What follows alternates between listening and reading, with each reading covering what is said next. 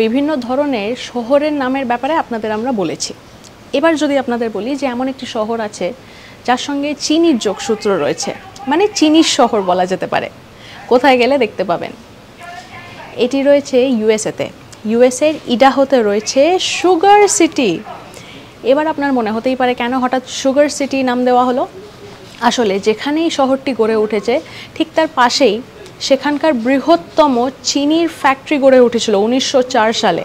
সেইখান থেকেই এই রকম নামকরণ করা হয়েছে এই শহরটির, এবং সেখানকার আইনে অন্তর্ভুক্ত করা হলো যে এরকম একটি শহর গড়ে তোলা হবে বা এরকম সেটেলমেন্ট করা হবে।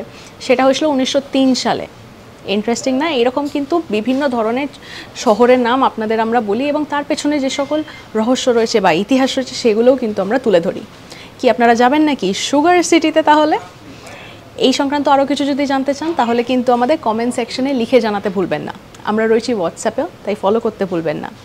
আর লাইক, শেয়ার, সাবস্ক্রাইব করুন এবং সঙ্গে রাখুন আজ তাক বাংলাকে।